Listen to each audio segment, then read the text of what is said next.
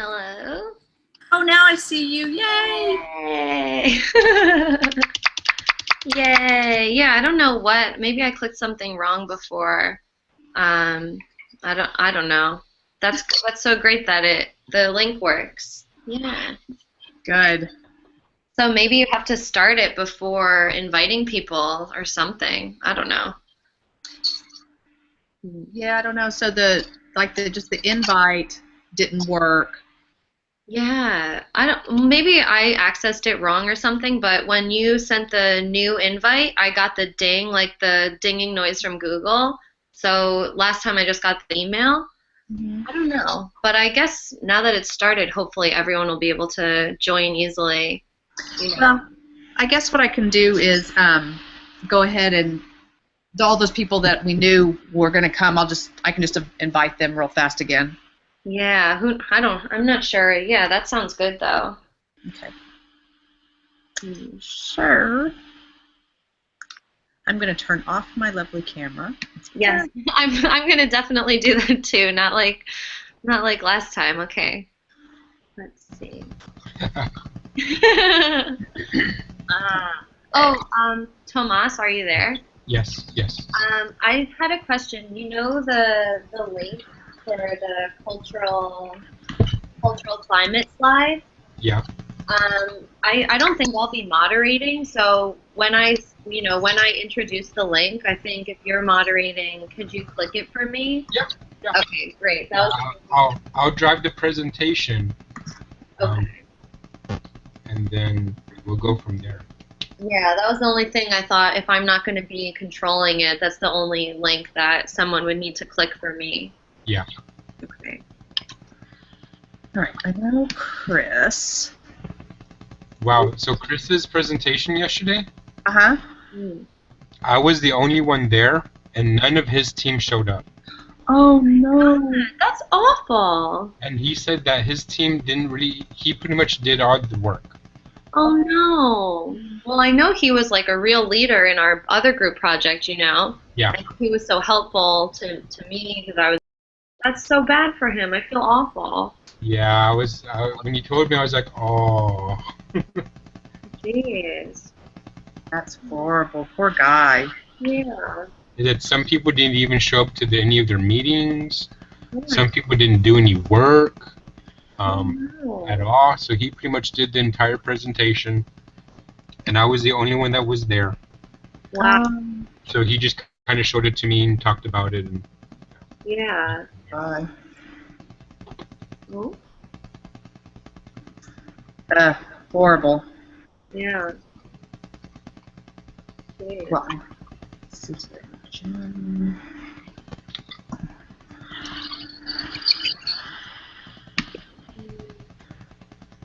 Well, trying to get everybody's name in here. Yeah. I saw that I think Annie joined and maybe Karen just this afternoon. Great. Um,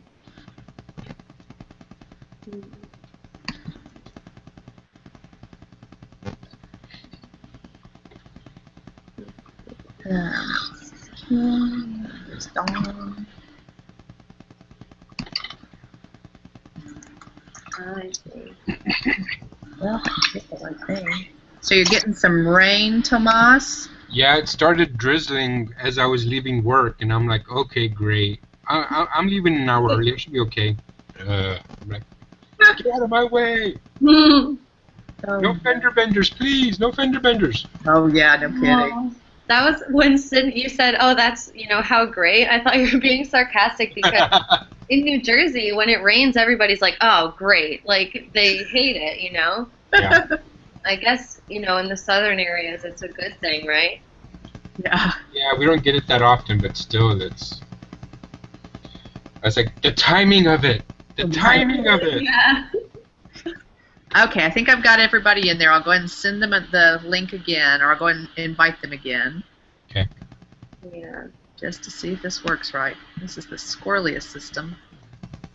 Yeah. Now I can't get to the bottom of my little listy. Oh, there we go. Invite. There we go. We'll see what happens. Is my microphone loud enough? Yeah, it sounds good. Is mine okay too? I can hear you guys fine. Okay. Yeah. My only concern is if for some reason I lose connection with the rain. So. Oh, there's Annie. Hi, Annie. Welcome. Hi. Hello. Thanks for joining us this Friday evening.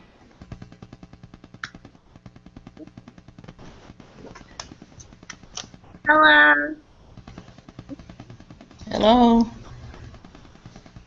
Great. We'll get started here in a couple of minutes.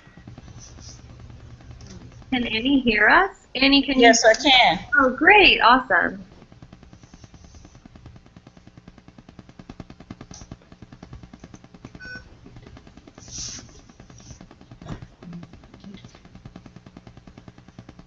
Whew.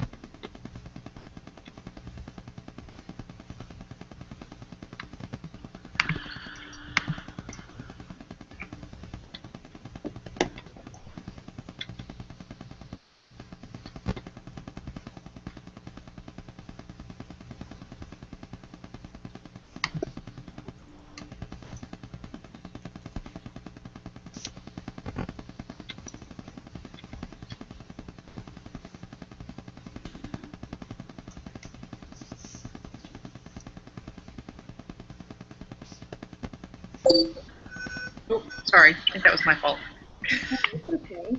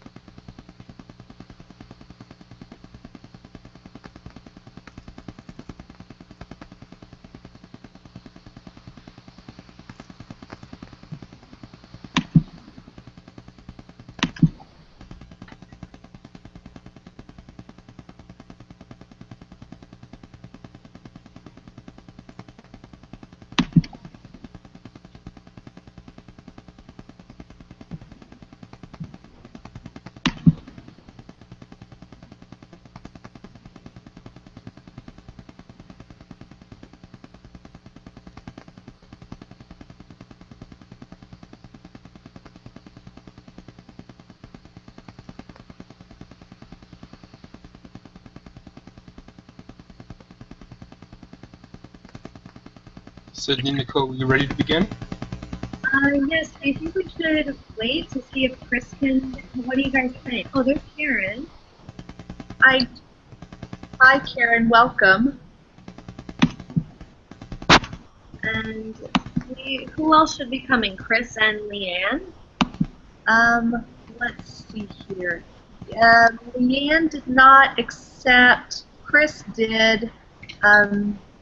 John, he did not accept, nor did Dawn. So it's really just Chris. So. Do you want to wait a few minutes for Chris? Well, we are recording, so we can always make that available after the fact. That's a good point. Or he could even, watch if he comes in a little late. That would be fine too. And then he could watch the beginning if he wants afterwards. Yeah. Okay, so we're ready to begin? I think so. Yeah. All right.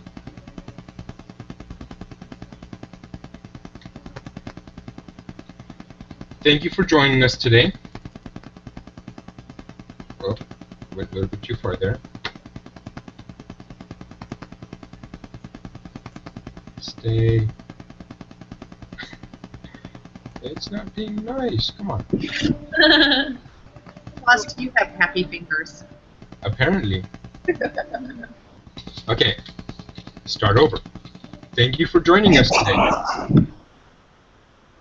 Speak about cross-cultural communications in South Korea. We chose to address this topic in the form of a brief orientation for teachers going to South Korea to teach grade school students for a year or more. This presentation was compiled by Nicole Duran, Sydney Herdon, and Tomas Lopez. Just as a brief reminder, please ensure that your microphones are muted during the presentation and hold any comments or questions until the end of our presentation. Thank you.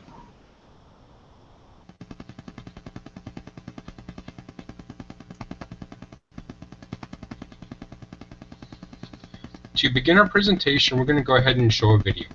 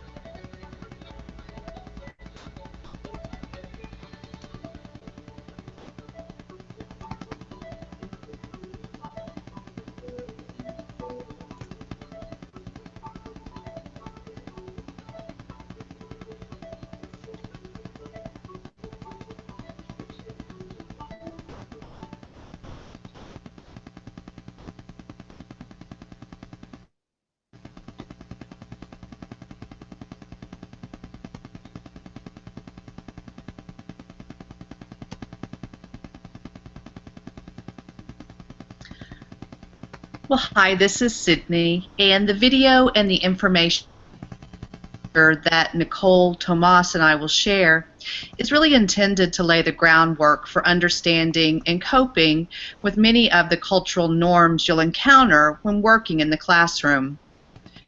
With a better understanding of why people act the way that they do because of their culture, we really hope you'll be able to better support your students and avoid some of the missteps that often occur when working outside your native culture. Korea is an ancient society, though as the video showed, they are quickly moving toward modernity. The first dynasty was founded in 2333 BC, so they have some long-held beliefs. It's also a very formal and modest culture, and this manifests itself in conservative attire for women when teaching and presenting, avoiding eye contact, and the importance of honor and saving face. Because of the dynastic tradition, the society is very hierarchical, and there is a deep respect of one's elders. And this will have a large impact on teaching, as we'll discuss a little later. The teaching of Confucius has emphasized the importance of education from an early age. Consequently, teachers are greatly respected in Korea. All of these cultural influences will have implications for teaching Korean adults and children, and we'll explore these in depth as the presentation continues. Next.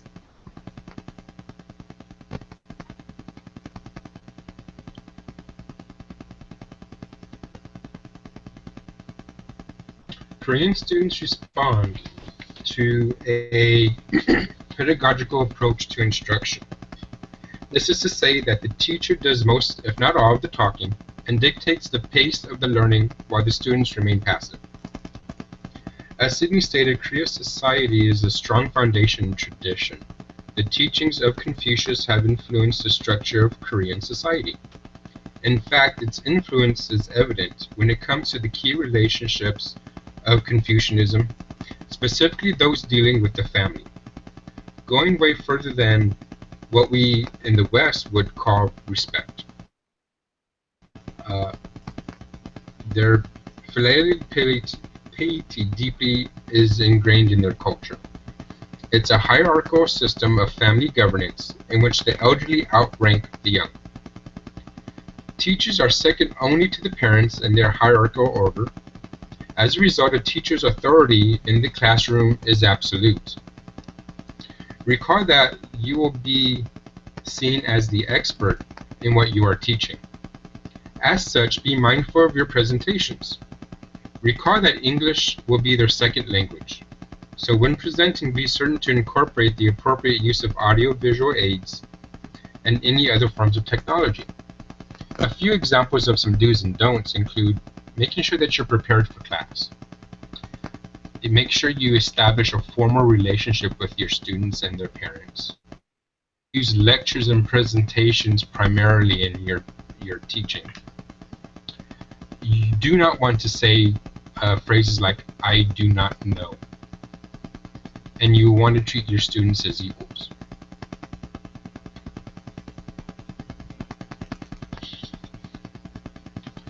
Again, keep in mind that you as a teacher will be primarily lecturing and driving the direction of the class. During your engagement, that formality and the hierarchy of which we spoke of previously will come into effect. The view of education is greatly valued in Korea. The position is greatly sought after and highly competitive. It is not unheard of to expect students to arrive home from their studies late into the night. Because of this high level that a teacher is placed in their hierarchy, a strict formal relationship should be taken to the students. You're often seen as a role model for the students. So, keeping that in mind, you will want to present yourself in proper attire. This applies to both teachers and students. Even if teachers look younger, because of the position held, must be polite, and even if the teacher makes mistakes, they will not. Students will not point out their mistakes to the other people. Because the Korean culture prefers a harmonious environment, you will notice that the students may shy away from individual attention, following the class, and are discouraged from independent inquiries. Because of the need for a harmonious environment, Koreans display more of a we mentality. Use this to your advantage by establishing groups. You'll be able to reward and correct the group as appropriate. Group work will motivate the students to learn if a reward gained will benefit the group. Be certain that if the need to address a student arises, that it's done privately. Signaling out students publicly with praise or correction would create jealousy or embarrassment. When asking for individual responses publicly, it is important to provide an opportunity for the chance to speak. This will help alleviate any jealousy or embarrassment to the group. A few things to keep in mind for do's and don'ts. Assign group work and give everybody a chance to speak. Do not single out students or publicly criticize or praise the students.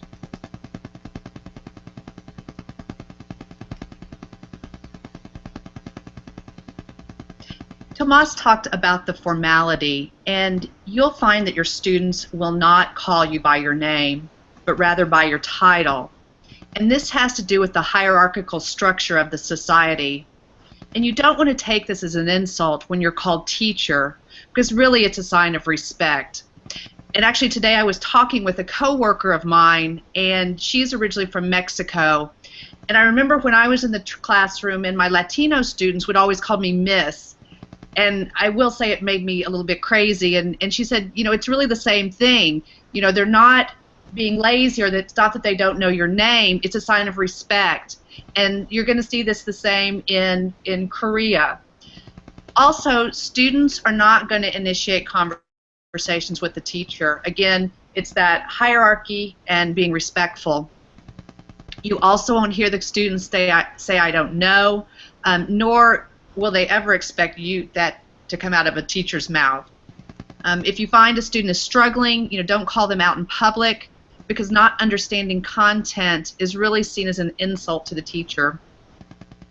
Also, communicate indirectly, where we in the West will directly, you know, ask a question if we don't understand or if we want some more information. Koreans won't. They gather much of their knowledge about a situation through nonverbal and contextual information. And Nicole's going to talk about this a little later. Really personal and, you know, questions that we would find, you know, too personal about, you know, our age or our marital status or how much money we make. But really what they're trying to do is they're trying to find our place within the hierarchy.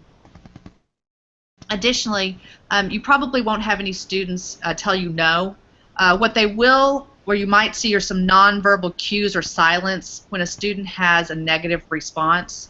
No matter, and then really finally, no matter if you're working with young or old students, we really want to avoid using slang or idioms, you know, such as "it's raining cats and dogs." Again, Tomas talked about this because, you know, English is not probably the student's first language. You know, these terms will not translate or hold any meaning for the student. Next.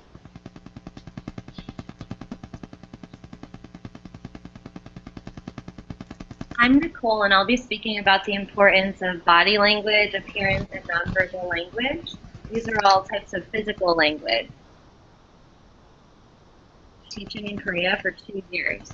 Body language can be a key communication tool, but this is especially true in a classroom where English is the second language of the participants.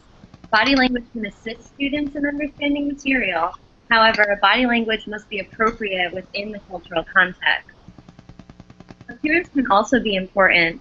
First impressions count. This is true anywhere, but especially true in a foreign country where your actions, words, and best intentions may be lost in translation.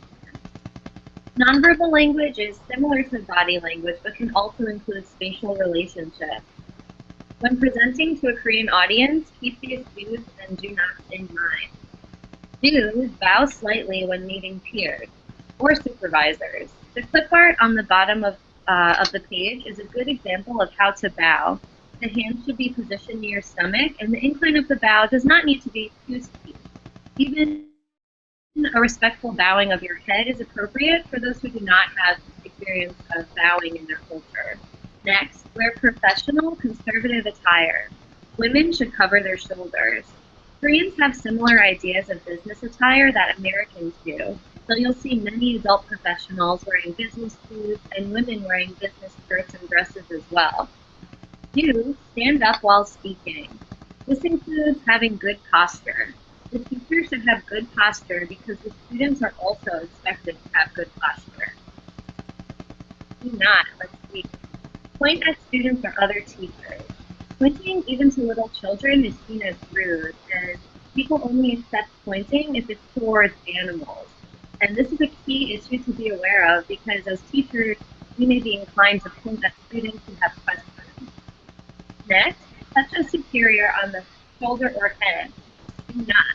However, you can touch your students on the head or shoulder because you are the authority figure in that social dynamic. It is just not something that should be done to a supervisor as if being respectful of the authority of the supervisor.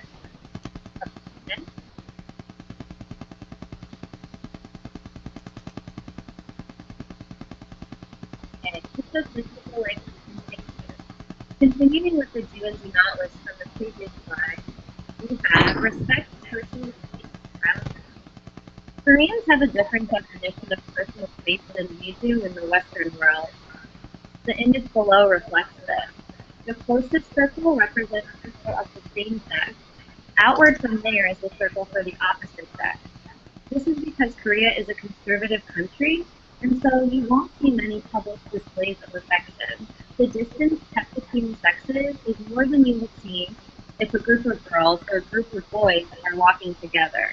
The last circle is labeled American, but it can really represent all foreigners or strangers in general. In general, people from Western cultures are seen as overly friendly by Koreans in that we shake hands and we may even hug our friends or significant others on the street. This isn't typical in Korea, so the label for Americans is a reminder that Koreans have different definitions of personal space. Next, give and receive things with 2 hands. Any items like paper or anything else you'll receive in the classroom should be given and received with 2 hands. This is a sign of respect. You can think of it as though you are giving the person your full attention by receiving something with both of your hands. Now on the do not side. Do not cross your legs while sitting. This is true in a formal classroom or work setting. Crossing your legs is inappropriate, and this is true for men and women. Also, this is to avoid showing the bottom of your shoe or foot to the class, which is considered rude. When entering Korean homes, everyone should take off their shoes. And this is occasionally also true in schools, so be aware if you see other coworkers wearing indoor slippers. If so, you should probably take off your shoes.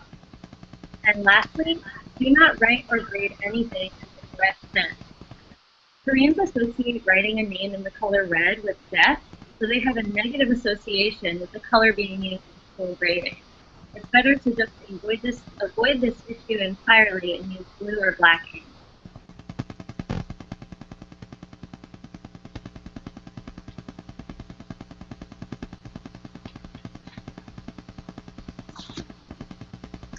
So the use of humor with any international group should really be avoided unless you have a firm grasp of the cultural norms. But even if you do, it's really a native of the culture to ensure that the humor you want to use is not offensive. Additionally, and we've talked about this a little bit earlier, don't attempt wordplay or idioms, sort of like the example here on the screen of the dog who gave birth to puppies on the side of the street and she was ticketed for littering. These are really lost in translation and won't be understood by the group. Next.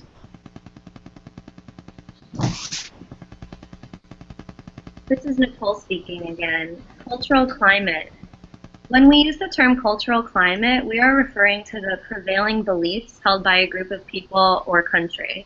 And this can be seen as the overarching framework that helps to shape cultural norms. Cultural climate has an impact on business and social relationships, all of which will impact relationships in the classroom. So let's look at a short video that answers the question, how does cultural climate impact business and social relationships with Koreans?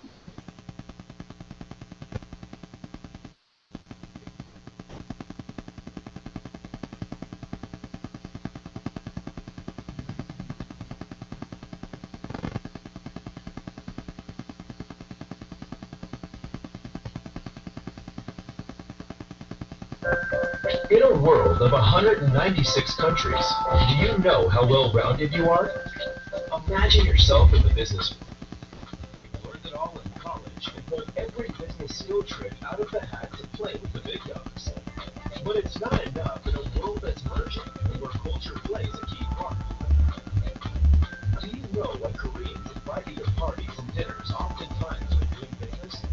Koreans value relationships and believe that creating a personal bond supports the business as well. Do you know why Koreans often ask about your age when they first meet you?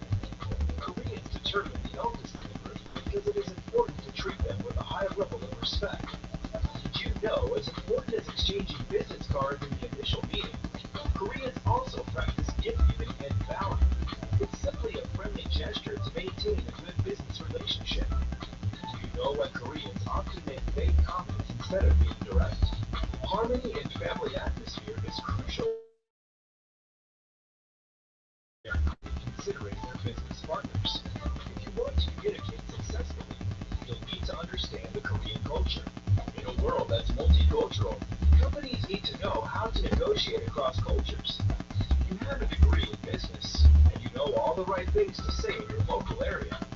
But the moment you step out into the world, you might find yourself lost in all the cultural differences. The social cues that you learned in the West don't exactly translate to the Eastern culture.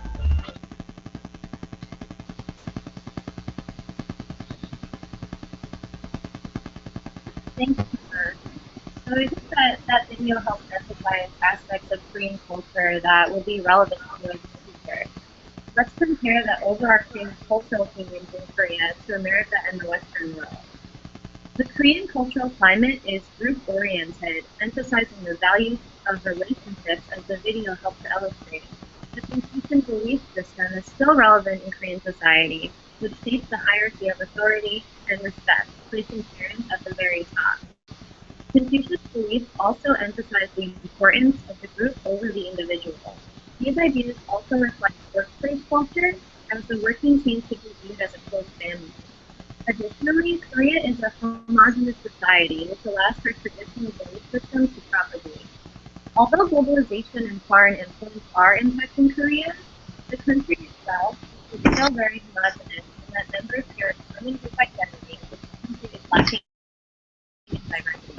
On the American Western climate side, we see traits of individualism and forms of diversity. Western society is more around the individualism rather than shared group goals. The Western world has more diverse religious beliefs and more heterogeneous society, multiple heritages. Like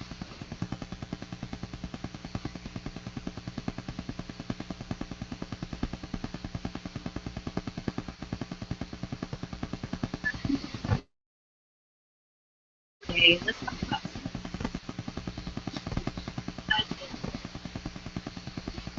conflict like this and related to my guidelines, ongoing efforts to behave in order to effectively relate to other people. When addressing culture, remember to be open to this thing applies to any part.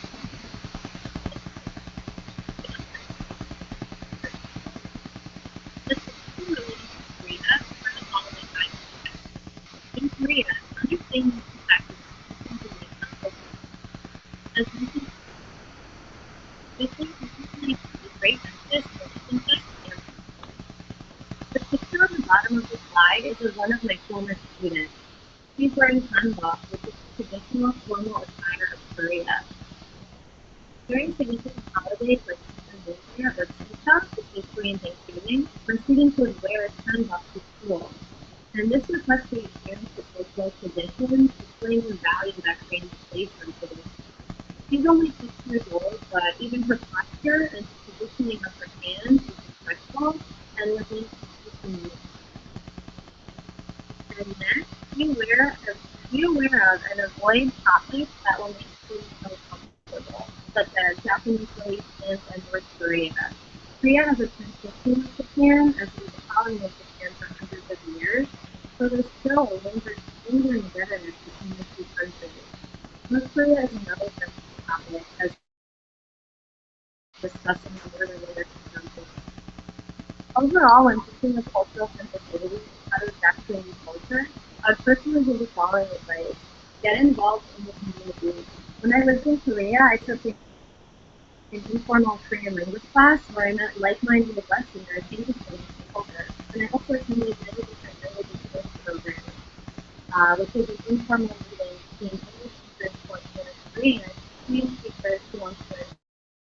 But being involved in my local community in this way really enriched my whole experience. So I hope that you feel more informed about Korean cultural norms. And now we'd like to begin a brief discussion about some of the content and answer any questions that you may have.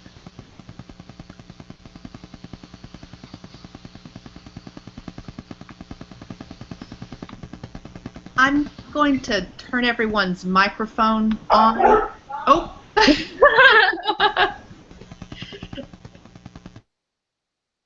And, oh, I forgot. Oh, I guess Leanne muted herself again.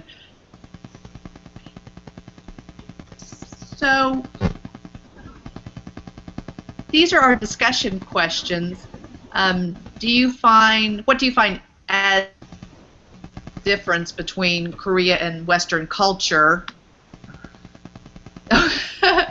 And do you have any other suggestions of how to prepare for teaching in Korea? We can either talk or we can chat, whichever you feel more comfortable with.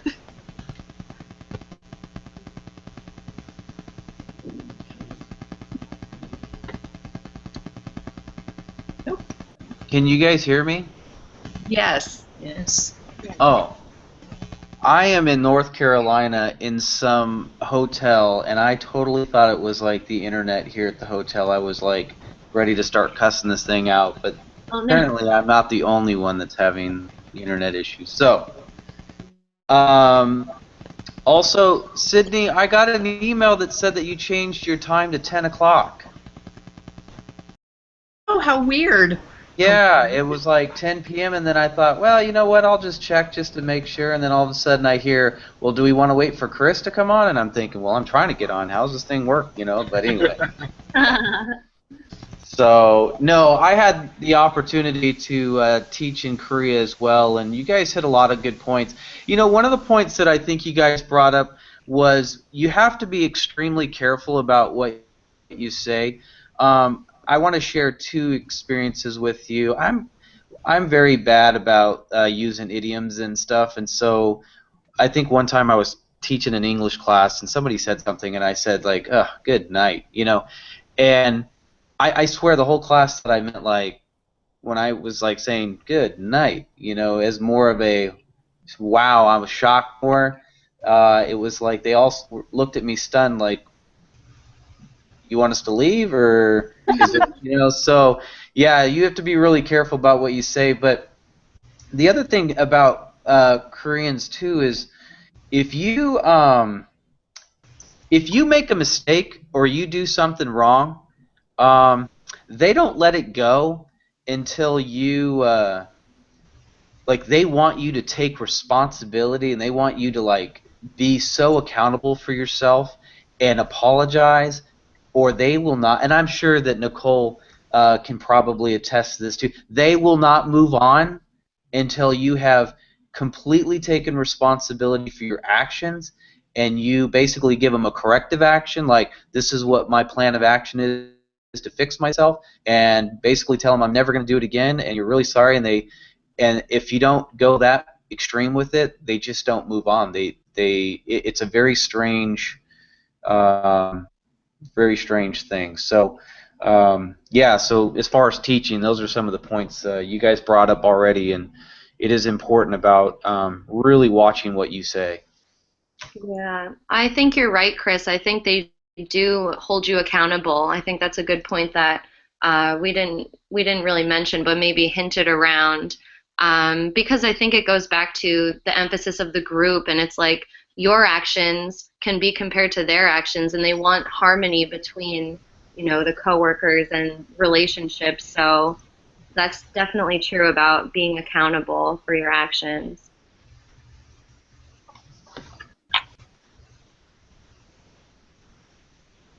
Yeah, and as I was reading and doing some research, and when we were talking about the use of titles that they'll call you by your title rather than your name, and I really equated that, and I talked a little bit about it, to more of my Latino students who would call me Miss, and I always wondered if that was similar in the Latino culture. And so when we talked about it today with my coworker, and she said, yes, it's exactly the same, and they're going to call you teacher or Miss, and it's not meant to be as an insult. It really, because I had never really considered that until today, or actually the last couple of days, and saved a lot of frustration on my part in the yeah, in the classroom when I was teaching.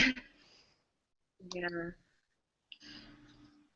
And it's true even within not only will the students only call you teacher, but at the school I was in, I should never address my boss by his name, which may seem a little weird, but instead of saying his name, his name was Ji Wong, I would never say that in school or even outside of school. I would just say, which seems kind of strange. It's not Mr. Mr. So and so. You just call everybody by their title, even outside the classroom. So it's interesting. That's funny because I spent a lot of time in Korea and I spent a lot of time in the Middle East, and you noticed there's a lot of very comparable cultures. You talked about the bottom of your foot. In the Middle East, you do not ever show the bottom of your foot or your shoe, and you don't ever touch someone with your shoe.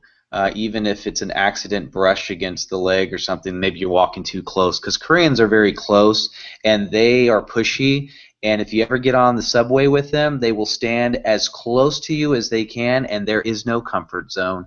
So, but yeah, in the Middle East as well, you don't. It's never a Mister, or it's very. Actually, it's funny. In the Middle East, it's very informal until you meet someone of a specific position, like an imam or a sheikh. Then you would refer to them as their profession. So if they're an imam, it's always imam. Um, but yeah, in Korea, I remember that a lot. You don't refer to someone by their name; it was always by their title, and even and I always found that so interesting. So yeah, right, good. That's good. Bringing me back to memories of Korea. Yeah. South Korea, by the way. Oh yeah. We should Yeah. specify that. Yes, and when we were talking about the bottom of the shoe, we were trying to remember, when the shoe was thrown at George Bush, where he was when that occurred, and how that was considered so offensive. Yeah. Yeah, I think it was in. No, I don't. I think it was just in Europe. But yeah, it's just an offensive thing, and even like hand gestures are so amazing. In the Middle East, you don't give like we normally would give a thumbs up, like cool, okay, good to go. In the Middle East, that means like the middle finger in America. So you kind of have to. And I know Korea has. There's something Koreans do, and I can't remember what it is. Nicole probably can tell you, but I don't remember what it was. But there's a hand signal you don't give in Korea. Oh. Um, Hmm. so Oh, I know what it is. It's almost like the peace sign. yes, Some variation of like how you turn your hand inward or outward. yes, Uh, yes. so you might think you're doing the peace sign, but you're definitely not. That's Something very offensive. that Yeah. probably goes back to their war culture and the drawing of the bow, because it's the same way in Britain too. because those two fingers would be the first ones that they would cut off of their enemy so that they couldn't fire the longbow anymore. Mm-hmm. Oh, And that's so that's what the English would throw their fingers up like that to show that they still had them. oh my gosh, that's really interesting. Yeah, I didn't know that. Yeah. And in Asia, isn't it the pinky? Like if you put the pinky out in a like a J, Um, that's I don't know why it would be the pinky, but No, I don't remember. Yeah, in Korea, I think it's just the way that it's the peace sign and it's the direction in which you're pointing your pointing hand hand. is how I'm they not sure about the J, but yeah, I don't remember that at all. And I know in South Korea you don't tip because that's like tipping is like telling them that they didn't do a good job. So it's the exact opposite of the United States. right. I really liked that part about Korea. I did too. It saved me a ton of money. Yeah, no tipping anywhere. And if you did tip, out of habit, I did that in the beginning where I thought, can I really not tip, the taxi driver? But they will just be offended and, no, no, no, no, no. So Yeah. definitely not a That, good culture. that and asking for a fork at a restaurant in South Korea. They look at you like you have like something grown out of your forehead. Yeah. My dad spent some time in Korea. He works at nuclear power plants, and he was in Korea for that. And he went with one of his foremen to like kind of what we would call a hole in the wall place. And he was talking about they were cooking in the booth, and the guy had to keep hitting the octopus because it kept trying to crawl out of the pot. They eat the live octopus. I was never Yeah. adventurous enough to do that. I ate the octopus jerky, but it would make you stink for a while, so Oh my goodness.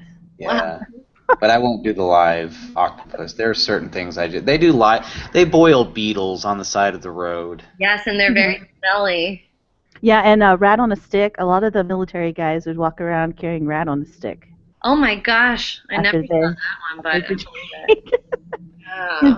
I think that's more of South Korea thing. Is it South Korea around the 98th parallel? yes, that's the Yeah. I think that's the parallel between North and South. Yes. Yeah. I don't think it's the 98th. I think it's the 35th. The 35th? Oh, Okay. Why did I get 98? That's something. Because I said it. I don't remember rat on a stick. I know they have chicken on a stick that Mhm.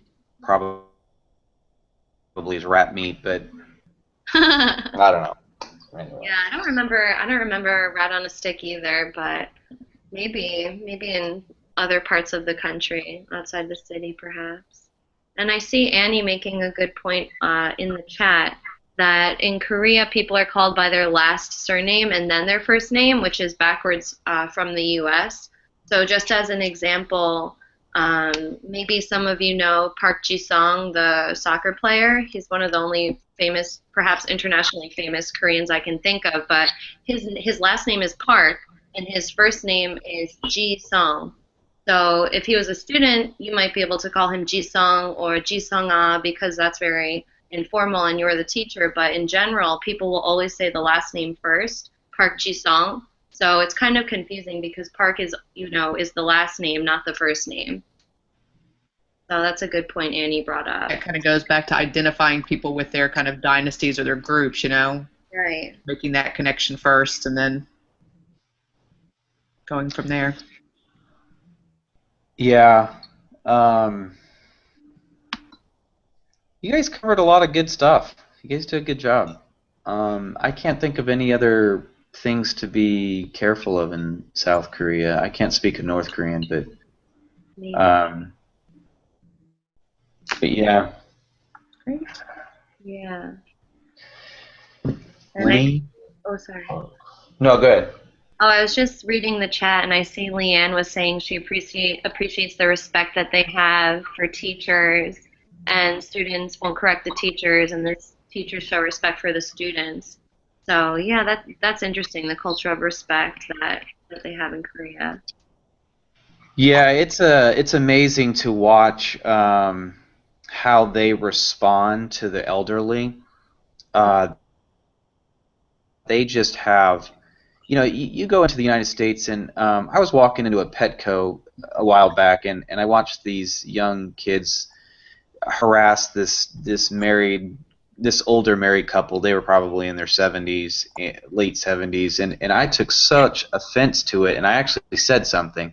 But in South Korea, you just don't see that stuff. These guys have so much respect for their elderly, the way they treat their elderly, the way they bow. I mean, it's like they will stop what they're doing, and I mean, and respond, and they'll bow, and I think they kiss their forehead or kiss their hand. I can't remember what it was, but I think it's their forehead, right, Nicole?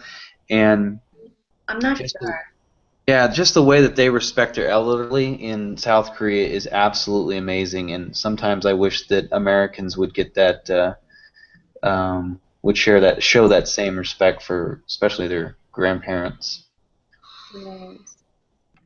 That's true. I know that even in terms of their language and the emphasis on family and relationships, if a young person sees perhaps a grandfather or someone who's very old on the street waiting for the bus or something and they need help, the complete stranger who's younger can approach and say in Korean, "Grandfather, can I help you?" It's seen as very respectful. You know, the title of grandfather or grandmother, just based on their age and looking at them, knowing that they're elderly, it's a very respectful title. And even calling a stranger your grandfather kind of gets to the whole idea about Korea being one family and all the emphasis on groups and relationships.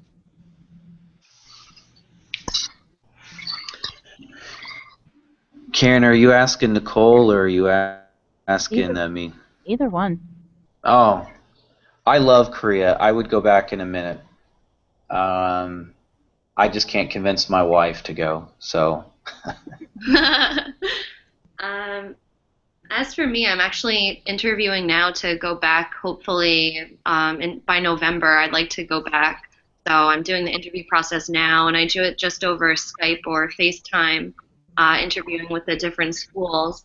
And I see that you also asked how welcome did you feel. I felt very welcome. And it's true that if you make a big mistake in Korea, they want you to take responsibility and correct it. But in terms of cultural things, like forgetting to take your shoes off or, not adhering to that cultural etiquette, they're very forgiving. They know that, they're very polite in their culture and they don't expect you to be up to date on all of the cultural etiquette. So I found that they're very forgiving in that way.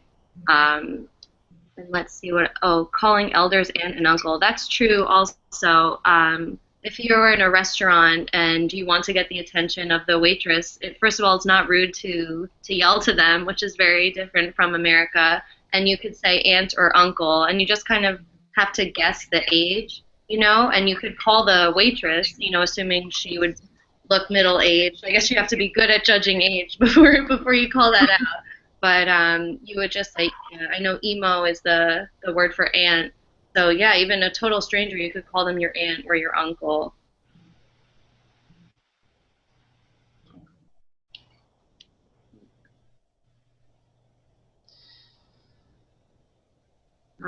I see Annie saying her daughter stopped eating meat over there.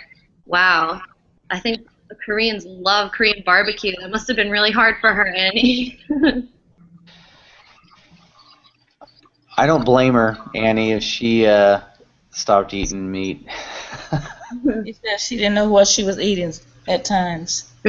I see what you mean. Yeah, and I totally understand that. I just thought it would be kind of difficult because so many group outings are based around food and they really love Korean barbecue.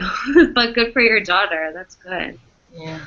Well, when they get to eat the bulgogi and the Korean barbecue is delicious, but when they start getting into like kegogi, yeah, that is not something I want to experience, and I avoided it. I just can't eat Max or Barkley or Mm-hmm. And Okay, so you're not kegogi is mean not. to us. Oh no. So definitely not something that's openly accepted in our culture, but The Koreans that I've spoken with said that during the Korean War, when everything was so poor, people unfortunately had to turn to eating their dogs, and that's where the tradition came from. So I think that dog consumption is going down, but now it's also I don't know about that.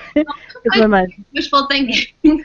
no, when my dad was over there, well, it was in the 2000s when he was over there, and he went to the Korean market, like the open market, and he said it was really strange seeing all these cats and dogs in cages, and they weren't making any sounds because they had done something to their throat, so they weren't making sounds. And he said you see these little ladies like checking them out, inspecting them, and handing them to the guy who would take them in the alley with a stick and take care of them and bring them back. Oh my gosh! I know. Yeah, they have a lot of dog farms, and mainly they eat. Most of the time, you'd only find them eating Labrador Retrievers, but they take the bark out, and it's because when they have the dog farm, the dogs will bark, and so they take the barks out, so they can't bark anymore. And yeah, so when they're ready to sell the dog or eat the dog, it's very similar to how they kill the cows. They just knock it in the head and they knock it out. It's a very expensive meat. It's not cheap. It's a delicacy. But yeah, Nicole's right.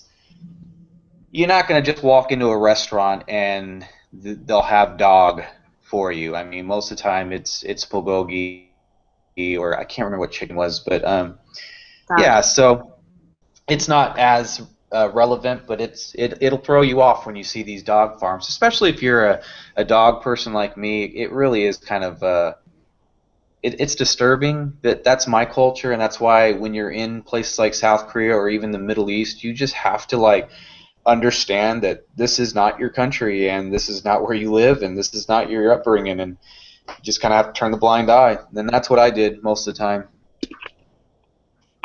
Yeah, yes, that's true. And I know that even when some of my friends went to rescue some of the dogs from the meat markets, and they're sold to you based on how much they weigh. So that gives you an idea. Their mental framework is not about, any emotional attachment to dogs really whatsoever. They're thinking about it in terms of meat, and we're certainly not used to that in our culture.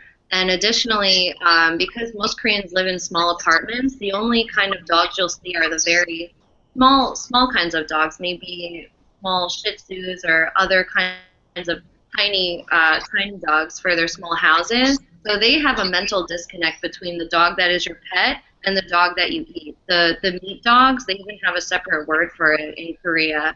Those are the bigger dogs, maybe as Chris said, the labs or just other dogs. So they have a mental disconnect between dogs you eat and dogs that are your pets in most cases.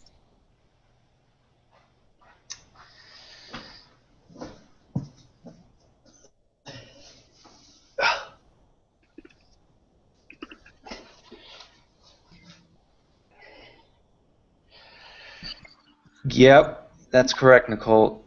Kegogi.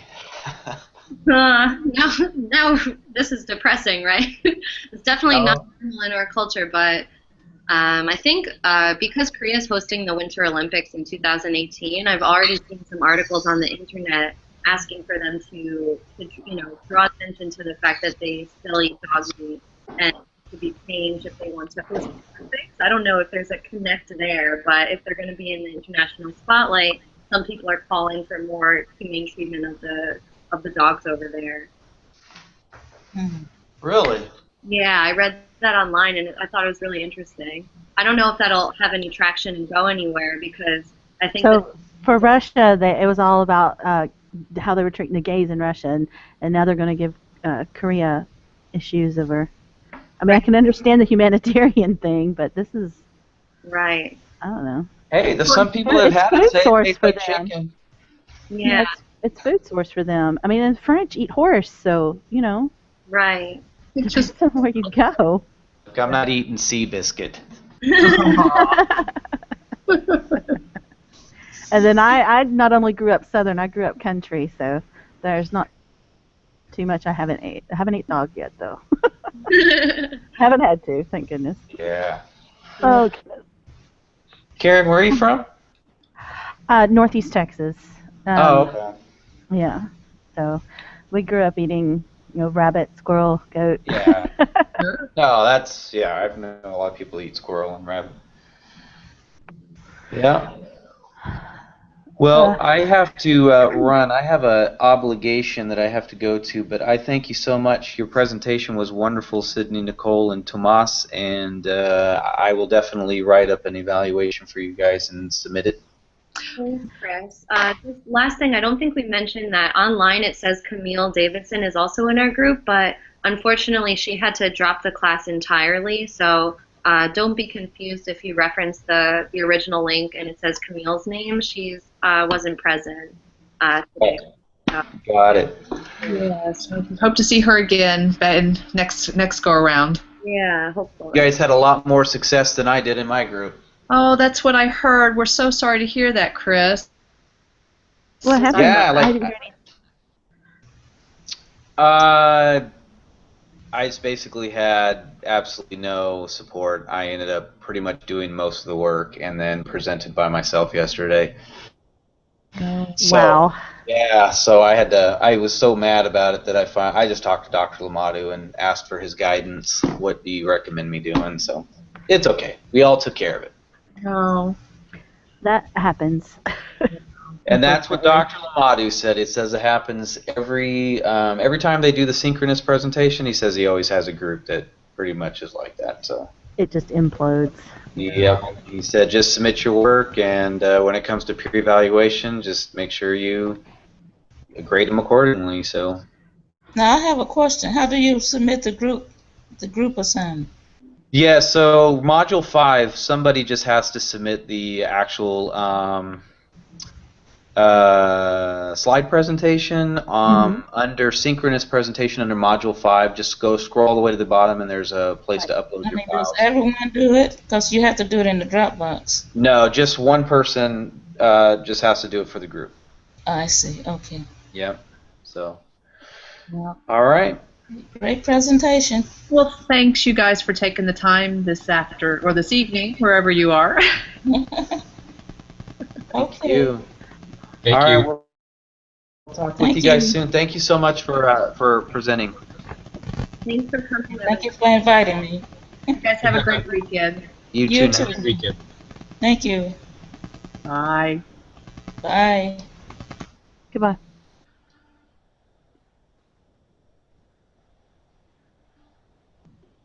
Hi, Karen. I guess I could talk to you now. It's okay. I can go too. I'm sorry. I'm sorry. I chased some rabbits there, but that was just the things I remember. Dad Yeah, telling that's about fine. Korea. I think the meat. I mean, that's definitely like a strange topic and very like shocking. So I think people always like to talk about I that. always bring it up. Yeah. Yeah. Every I think because of the shock value. Right. Well, I guess they just don't expect it because people don't necessarily see Korea. I mean, because what was it? It's 12th. Its economy is 12th. Yeah. And so they just don't expect that. But that doesn't mean that everyone is in the city. Everyone has access to fresh open markets and all that. I mean, you eat what you can eat. Yeah, that's definitely true. Yeah. It's a different world. Yeah, they've accelerated so quickly as a country and become a real economic contender now. But it wasn't long ago where, my city, for example, Suwon, was known, famous for being one of the first cities to really install indoor plumbing on a massive level. Like that's That was another thing. Yeah, they have a hole in the floor, and I knew somebody's mother was going to take an Asian tour, and they came to work and was showing this funnel device that they had bought for their mom so she could carry it around in her purse because she had a bad back, and they were worried about her having to use the restroom. Oh my gosh. Yeah, even in schools now, because some schools are decades old. They have the old style toilets, and now the kids are going in the schools and saying, I don't want to squat down, like a real toilet. Yeah, that's been another issue. It shows how they've progressed so far so quickly, but there's still remnants of their older older tradition, older kind of poverty Mhm. that wasn't as accessible. So yeah, there's actually a museum in Suwon. You could probably Google it. It's called the Toilet House. It's in the shape of a toilet, and it's basically an ode to toilets. It is bizarre, but they were so proud of the fact that they got indoor plumbing all over the city, and the bathrooms are clean, and they're even, public bathrooms in the middle of the street that are very clean. So they take a lot of pride in that. That's pretty funny. Mhm. Oh goodness. Okay, well I'm gonna let y'all go. I'm kind of zoning out. I'm so tired. It's been a Oh, busy day. Busy day. All right. Well, thank you so much. It was a really good presentation. Thank you. All Thank you. right. Have a good night. Have a good one. Bye. Well, we did it. Yay! I think part of the problem was my internet because at one point I think I dropped the whole presentation. Oh no. So I hope everyone heard most everything. I was having a hard time hearing Nicole. Oh no, I kind of felt like there was some feedback on my mic at one point, and because I could say the words and then I would like hear it, Uh-huh. and I was like, "What's going on?" I don't know. So I closed like all the browsers on my computer, but I don't know what that was all about. But I also heard it near the last